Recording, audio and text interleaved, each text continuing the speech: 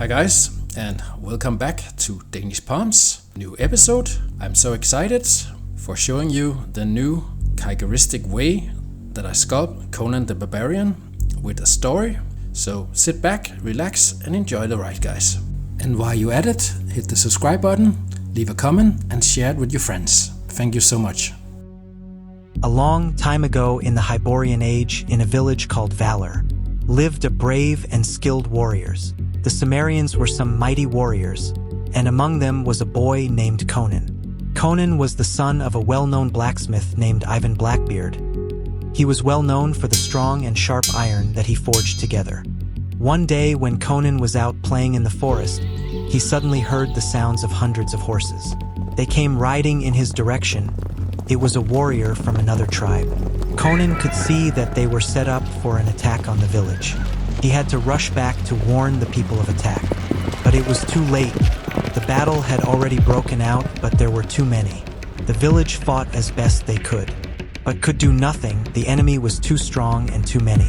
Conan was scared and ran, but it was too late. A scout grabbed him by the neck and exclaimed, "What do we have here? Trying to run away up."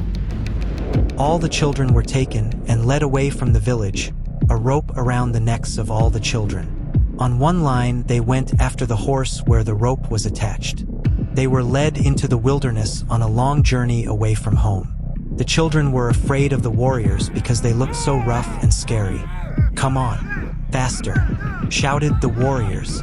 After 3 days' long journey, they reached a camp that was in the middle of the wasteland surrounded by bare mountains. The children were so exhausted. They had almost no food and water. Now the children realized where they had ended up. They had come to a work camp for hard labor, the worst thing you could imagine. They were split up and taken to different places. Conan was taken to a mill made of wood. He was fastened to the mill in chains.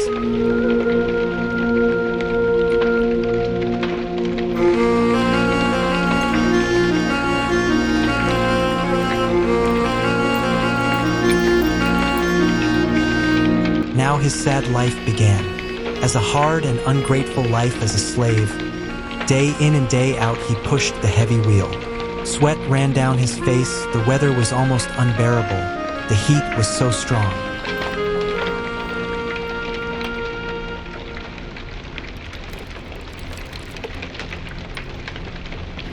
And so it continued for 20 years, until the day he had become a man, but not an ordinary man. He was so strong and he was so fired up that even the guards were afraid of him.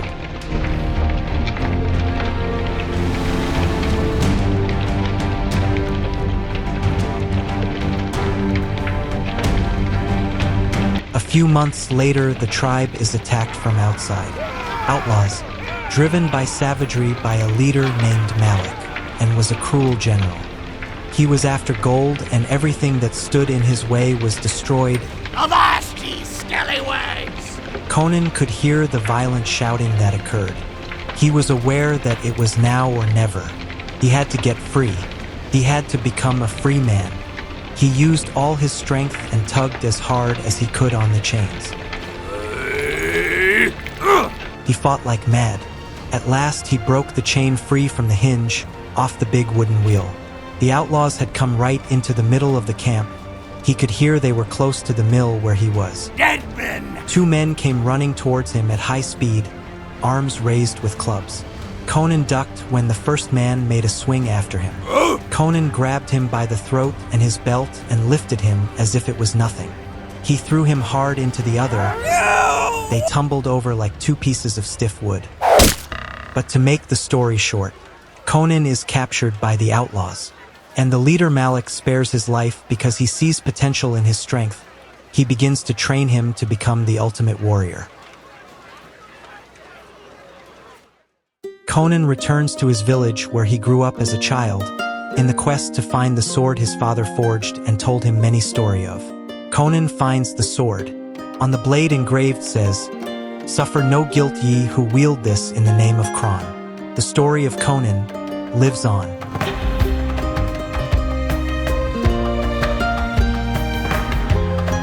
So guys, a little info about the clay I'm using. Today I'm building in Cosclay medium firm.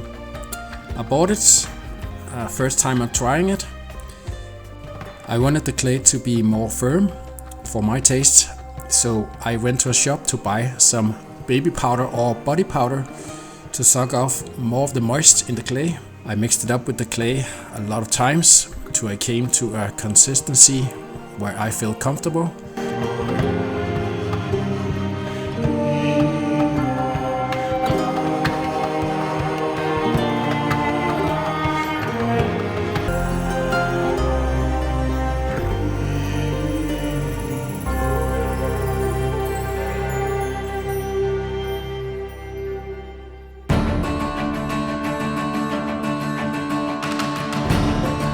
After I've been finished sculpting the pieces, finished the base, and it's finished being in the oven, baked, I will give it some Vallejo primer, and now it's time for paint, guys. Let's go!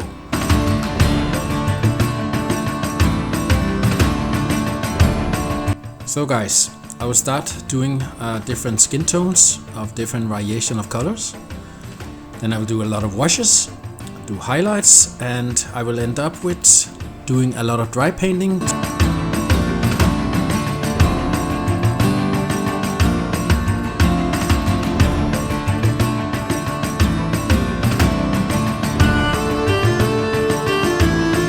For the wash, I'm using a sponge from the kitchen. I cut it to smaller pieces so it's easier to work with.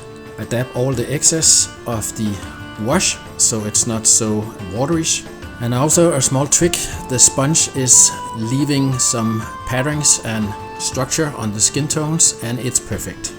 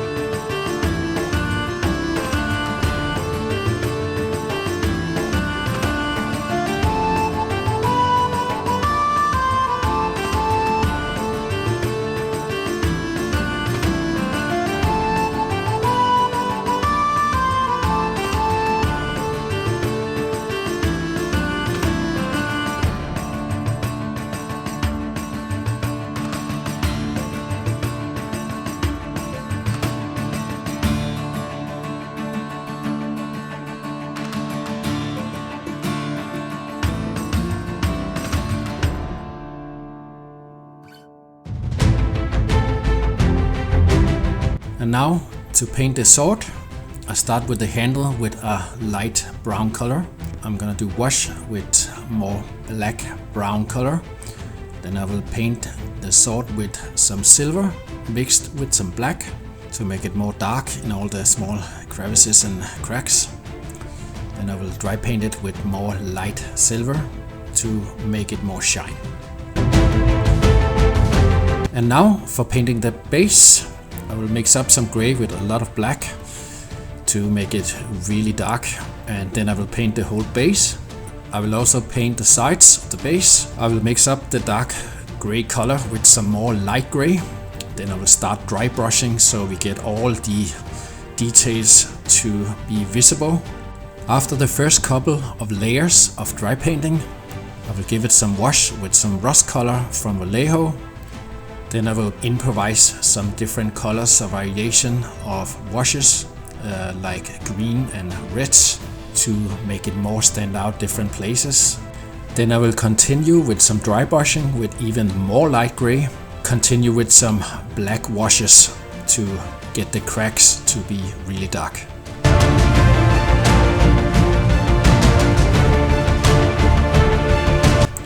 After been painting all the stones on the base, it's time for painting the back that holds all the gold.